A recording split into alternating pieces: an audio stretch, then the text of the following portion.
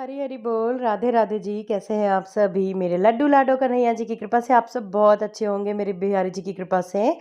तो सबसे पहले तो मौसम बहुत ख़राब है, आप लोग भी अपने लड्डू बाबू लाडो का बहुत ख्याल रखिएगा। और ये मुझे लगता है ये मौसम पूरा फ़ेब ही ऐसे जाने वाला है, क्योंकि बहुत बारिश हो रही है। बारिश तो शायद से रुक भी जाए, बट मौसम में अभी जो ठंड है वो रहेगी। वैसे हर टाइम तो शुरुआत से तो हम यही देखते आए हैं कि बसंत पंचमी से तो मौसम बहुत अच्छा हो जाता है। तो देखिए कैसे क्या मौसम रहता है। बाकी आप लोग भी बहुत ख्याल रखिए अपने लड्डू बाबू लाडो का। तो आज दो बहुत ज़रूरी टॉपिक्स हैं जिस पे मैं आपसे बात करना चाहती हूँ, आपके साथ शेयर करना चाहती हूँ अपने व्यूज़, अपने भाव। तो सबसे पहले तो परसों बसंत पंचमी है। बसंत पंचमी की आप सभी को बहुत सारी बधाइयाँ। हमारे बिहारी जी के मंदिर में तो बसंत पंचमी बहुत उत्साह के साथ मनाई जाती है, और आप भी बहुत उत्साह के साथ मनाइए, क्योंकि ये जो त्योहार है बहुत ही हर्ष उल्लास से मनाने वाला त्योहार है। और एक तरीके से देखा जाए तो बिहारी जी के मंदिर में बस एंट्री हो जाती है होली की। सबसे ज़रूरी चीज़ें जो है बसंत पंचमी में ध्यान रखिए, जो आपको सबसे ज़रूरी चीज़ें पूजन में अपने लेना है, वो वैसे तो आप जितना जो भी हो सके पीले वस्तुओं का, पीले चीज़ों का बहुत ज़्यादा उपयोग में लाइएगा अपने बसंत पंचमी की पूजन में। और सबसे ज़रूरी जो है बिहारी जी को हमारे गुलाल लगाना मत भूलिएगा, पीला गुलाल ज़रूर लगाइएगा। उस परसों से बसंत पंचमी वाले दिन हमारे बिहारी जी को गालों पे और जो ठुड्डी होती है चिन पे गुलाल लगाया जाता है ज़रूर। और तब से हमें ये, हम जब भी जाएंगे अब बसंत पंचमी के बाद से प्रभु के दर्शन करने के लिए, तो ये हमें हमेशा देखने को मिलेंगी। First thing. सेकंड थिंग, आप लोग भी बहुत अच्छे से पूजन करिए, पीले वस्त्रों को धारण करवाइए, जितना हो सके पीले चीज़ों का उपयोग करिए। और सबसे ज़रूरी चीज़, गुलाल का इस्तेमाल करना मत भूलिएगा। तो चलिए अब आते हैं हम अपने टॉपिक पे, कि जो आप लोगों को पता चल गया होगा मेरे टाइटल से कि जो ये वीडियो आज मैं आपके साथ शेयर कर रही हूँ, ये कुछ बच्चों का जो ये स्टूडेंट्स हैं उनके मेरे पास 2-3 मैसेजेस आए। उन लोगों ने मुझसे पूछा कि भक्ति ज़रूरी है कि पढ़ाई ज़रूरी है? पहली चीज़। और हम स्कूल जाते हैं, और हम या जो लोग ऑफ़िस भी जाते हैं उनके लिए भी है, बट स्कूल और ऑफ़िस में थोड़ा-सा डिफ़रेंस ये हो जाता है कि जो स्कूल बच्चे जा रहे हैं वो सुबह 7 बजे जा रहे हैं, और रात को, शाम को सॉरी, 4 बजे, दोपहर को 3 बजे आ रहे हैं, ठीक है? तो ये जो सुबह 7 बजे से जो बच्चे स्कूल के लिए जा रहे हैं और वो 3 बजे 4 बजे आ रहे हैं, ठीक है? तो वो लोग मैं आपके साथ सब्जेक्ट्स पे इसे शेयर करती हूँ। पहली चीज़ तो बच्चों का हो गया, ठीक है? दूसरा टॉपिक है, जो दूसरी चीज़ें हैं, जो लोग ऑफिस जाते हैं वो कैसे करें, जो केवल 2 लोग ही हैं। वैसे ये चीज़ मैं पहले भी थोड़ी शेयर कर चुकी हूँ, लेकिन मैं आपके साथ डिस्कस करती हूँ। तो देखिए, सबसे पहले जो बच्चे स्कूल जा रहे हैं, जो कि सुबह निकलते हैं, दोपहर में आते हैं, शाम को आते हैं, वो किस तरीके से लड्डू बाबू की सेवा करें। तो देखिए, सबसे पहली चीज़, भक्ति अपनी जगह पे है, पढ़ाई अपनी जगह पे है, ठीक है? भक्ति का मतलब ये नहीं है कि हम, आप देखिए, बहुत सारी ऐसी स्थितियाँ आती हैं, मैं बताती हूँ, डिपेंड करता है। जैसे बच्चे अगर भक्ति कर रहे हैं, तो ये बहुत बहुत बड़ी चीज़ है, ये प्रभु की पहले तो बहुत बड़ा आशीर्वाद है कि छोटे बच्चों का आज देखिए कि वो लड्डू बाबू की सेवा में है, कि कैसे हम करें, कैसे क्या ना करें, कैसे उनको भोग लगेगा, कैसे क्या लगेगा। जो मैंने मैसेज पढ़ा था वो यही मैसेज था कि मैं सुबह स्कूल चला जाता हूँ दीदी, और मेरी जो मम्मी है उनके पास दिन भर बहुत काम होते हैं, तो वो मेरे लड्डू गोपाल की सेवा उस तरीके से नहीं कर पाती हैं। तो मैं उनको ही रिप्लाई करती हूँ। देखिए, सबसे पहली चीज़, जब आप सुबह स्कूल जा रहे हैं, जो भी बच्चे सुबह 7 बजे स्कूल जाते हैं, सबसे पहले, मैं पहले भी बोल चुकी हूँ, हमें अपनी, जो हमारी कोई भी है, वो बच्चे हैं छोटे या हम हैं, सुबह हमें बहुत जल्दी उठ जाना चाहिए। ब्रह्म मुहूर्त में हमें हर हालत में उठ ही जाना चाहिए। मैक्सिमम गर्मियों में मैं 4:30 बजे, 4:30 से पौने 5 के बीच में उठ जाती हूँ। और हाँ, जब ये सर्दियाँ आई हैं तो थोड़ा-सा रूटीन मेरा चेंज हुआ है। थोड़ा-सा आधा घंटा, 1 घंटा हमें लेट हो जाता है उठने में। मैक्सिमम मैं हर हालत में 5:30 से पौने 6 बजे के बीच में उठ ही जाती हूँ। तो हमें भी क्या चाहिए, पहले तो छोटे जो ये स्टूडेंट्स हैं, उनको अपनी लाइफ में सबसे पहले जो चीज़ें लेकर आनी है, वो ये लेके आनी है कि उन्हें लेकर आनी है कि वो सुबह जल्दी उठें। आप लोग जब सुबह बहुत जल्दी उठ जाओगे, 4:30 बजे 5 बजे आप उठ जाइए, आप खुद महसूस करेंगे कि आपके सुबह उठ जाने से आपके सारे काम बहुत ईज़िली हो गए। सबसे पहले आप उठिए, जो भी आप अपना पढ़ाई से रिलेटेड हो गया वो सारी काम करिए। फिर आप अपना जो भी फ्रेश अप होते हैं, नहाते हैं और सारे काम करते हैं वो सब करिए। उसके बाद करीबन आधा घंटा आप रखिए कि मुझे पूजा करना है। आधा घंटा हो गया, या ये भी डिपेंड करता है, देखिए, ठीक है, ये भी आपके ऊपर डिपेंड करता है और आपकी उस टाइम पे क्लासेस किस तरीके से हैं, किस तरीके का आपका स्केड्यूल है, उस तरीके से आप करिए। लेकिन आपके लिए जो सबसे इम्पोर्टेंट है, मॉर्निंग में पूजा ज़रूर करिए, अच्छे से पूजा करिए और भोग लगाइए। प्रभु को प्रॉपर भोग लगा के जाइए। भोग में आपके जो होना चाहिए, जैसे जो जिनकी मदर्स नहीं सुबह उठ कर के बना पा रही हैं, नहीं दे पा रही हैं, तो आप लोगों को क्या चाहिए, पेरेंट्स को भी चाहिए कि जिनके बच्चे, जिनके ऊपर इतनी असीम कृपा है कि जो इस एज में ही प्रभु की भक्ति में, सेवा में आ रहे हैं, आप लोग उनके लिए पहले से ही प्रसादी बना के रख दीजिए। प्रसादी बनाने का मतलब है, मैं पहले भी बता चुकी हूँ, मेवा पाक बना सकते हैं, लड्डू बना सकते हैं, मेवे रख सकते हैं, सूखे मेवे अलग से निकाल कर रख दीजिए। बहुत सारी ऐसी चीज़ें हैं, मिठाइयाँ हैं जो कि आपने रख लिया। और आप लोग जब भी स्कूल जाएं, आप भैया को, प्रभु को मिठाई का हो गया या जो भी आपके पास में, जैसे मेवा हो गया, मेवा पाक हो गया, वो दूध का भोग ज़रूर लगाइए, ज़रूर ज़रूर लगाइए, किसी भी स्थिति में आए आप लोग।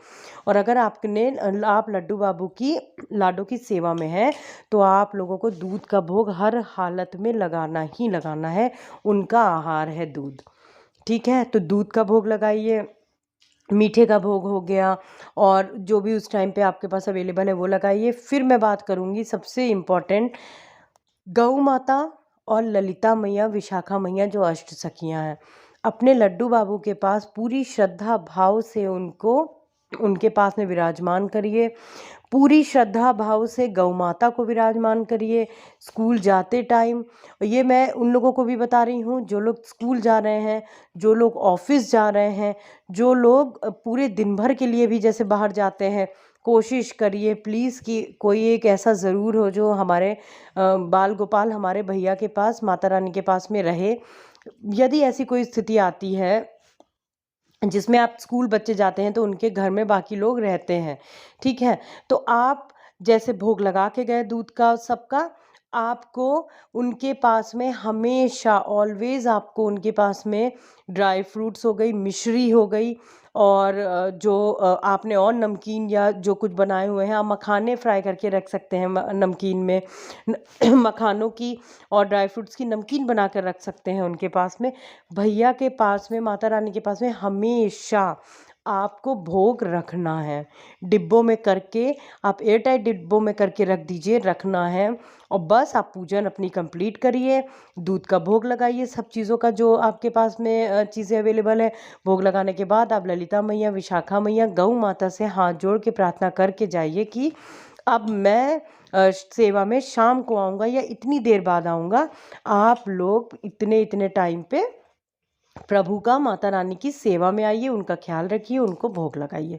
ये चीज़ मैं पहले भी बता चुकी हूँ और इस चीज़ को बिल्कुल आप लोग को स्ट्रिक्टली फॉलो करना ही करना है, ठीक है। पहली चीज़ तो ये हो गई। दूसरी चीज़ हो गई कि क्या जो बच्चे जो भक्ति मार्ग पे हैं, तो वो पढ़ाई करें या भक्ति करें।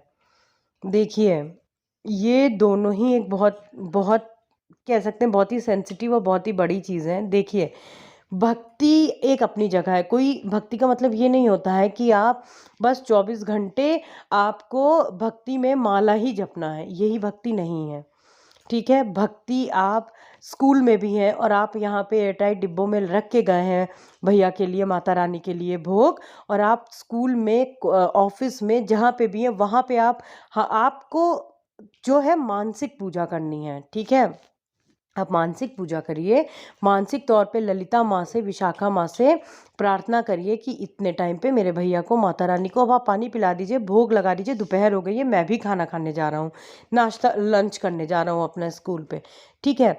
तो देखिए, ये कोई ज़रूरी नहीं है कि भक्ति और पढ़ाई, पढ़ाई अपनी जगह पे है, पढ़ाई बहुत ज़रूरी है, ठीक है। पढ़ाई भी करिए, लेकिन सेवा भी करिए। आप लोगों के लिए जो वर्ड है वो भक्ति और सेवा है। सेवा भी ज़रूर करिए। सुबह को आप जाइए स्कूल, आप अपने भगवान को, प्रभु को इस तरीके से सेवा करके जाइए। आप जब भी कुछ खाइए, आप ज़रूर ललिता माँ, विशाखा माँ से प्रार्थना करके कहिए कि अब मेरे प्रभु को, मेरे माता रानी को, लड्डू बाबू को भी इस चीज़ का भोग लगा दीजिए, पानी पिला दीजिए। ठीक है? ये इस तरीके की आप सेवा करिए, क्योंकि आप भी जान रहे हैं और प्रभु भी जान रहे हैं कि उस टाइम पे आप वहाँ पे नहीं अवेलेबल हैं, लेकिन आप मानसिक तौर से तो पूजन कर रहे हैं और देख रहे हैं ना। तो सबसे ज़रूरी ये है। और शाम को आप लोग फिर से आइए। शाम को आने के बाद जो जैसे आप शाम को जल चेंज करते हैं, प्रसाद चेंज करिए, पूरा जल चेंज करिए। रात्रि में ज़रूर दूध का भोग लगाइए, सुबह और रात। जो लोग दोपहर में नहीं भी लगा पाते हैं, कोशिश करिए सुबह, दोपहर, शाम, रात चारों टाइम पे कुछ आप लगाइए ना लगाइए, लेकिन सुबह और रात को, शाम को आपको दूध का भोग ज़रूर लगाना है हर हालत में। ठीक है? दोपहर में यदि आप भोग नहीं खिला सकते हैं, दाल चावल आप नहीं खिला रहे हैं, अन्न का नहीं भोग लगा रहे हैं, तो आप दूध का भोग ज़रूर लगाइए, पहली चीज़। दूसरी चीज़, शाम को आप जभी भी आरती करिए, पूजन करिए, तो फिर आपके पास जो मेवा पाक हो गया, मिठाई हो गया, वो उसका भोग लगाइए। और शयन से पहले भैया को, माता रानी को आप अच्छे से दूध का भोग लगा के, और जो भी आपके पास अवेलेबल हैं चीज़ें, उसको खिलाने के बाद में ही शयन करवाइए। तो ये इस तरीके से आप लोग जिस तरीके से अपनी पढ़ाई कर रहे हैं, आप लोग अपनी पढ़ाई पे भी ध्यान दीजिए। पढ़ाई भी बहुत ज़्यादा ज़रूरी है। और ये आप लोगों के ऊपर बहुत असीम कृपा है, जिनका मन सोचिए इस एज में ही प्रभु की भक्ति की ओर है, प्रभु की सेवा की ओर है, तो वो बहुत बहुत ज़्यादा ब्लेस्ड है। और मैं भी आपको बताऊं, मैं भी बहुत छोटे से प्रभु की सेवा कर रही हूँ, भक्ति कर रही हूँ, व्रत कर रही हूँ। तो वो सारी चीज़ें जो होती हैं वो डिपेंड करती हैं। जैसे मैं, जो बृहस्पति का मेरा व्रत होता है, वो मैं बहुत छोटे से करती आ रही हूँ। तो तब मैं व्रत करती हूँ, तो वो मेरी, अब एक तरीके से देखा जाए तो एक वो है, वो मतलब एक हैबिट में आप कह सकते हो कि वो है, हो जाता है। तो इसी तरीके से आप लोग भी जब सेवा में आएँगे, प्रभु की सेवा करना स्टार्ट करेंगे, सुबह जल्दी उठिए। जब आप सुबह जल्दी उठेंगे, आपके सारे काम खुद ही ईज़िली हो जाएँगे। सुबह आप 4:30 पे हर हालत में स्टूडेंट्स को उठ जाना चाहिए। आप 4:30 पे उठिए, आपका जो पेंडिंग वर्क है, आपका होमवर्क है, आपने जो मॉर्निंग के लिए सुबह को पेंडिंग करके रखा हुआ है, आप उसको कंप्लीट करिए। उसके बाद आप आराम से नहाने धोने के बाद में लड्डू बाबू लाडली का अच्छे से आप स्नान कराइए, उनकी पूजन करिए, उनकी सेवा करिए। और जिस तरीके से मैंने बताया, आप उस तरीके से उनका सब भोग का करके जाइए। शाम को फिर से सेवा करिए, और रात्रि को दूध का भोग ज़रूर लगाइए, सुबह को भी, रात को भी ज़रूर। मिश्री दूध और मिश्री भोग, माखन का ज़रूर भोग लगाइए। ठीक है? ये तो हो गई बात हमारे जो स्टूडेंट्स हैं, उन वो किस तरीके से अपना पढ़ाई के साथ में प्रभु की पूजन कर सकते हैं। और मैं उन लोगों को भी बताना चाहूँगी जो लोग ऑफिस जाते हैं सुबह, जो दोनों लोग वाइफ हस्बैंड्स ही हैं, और जो कपल्स ऑफिस जा रहा है, वो किस तरीके से सुबह मतलब पूजन सारा सब कुछ करें।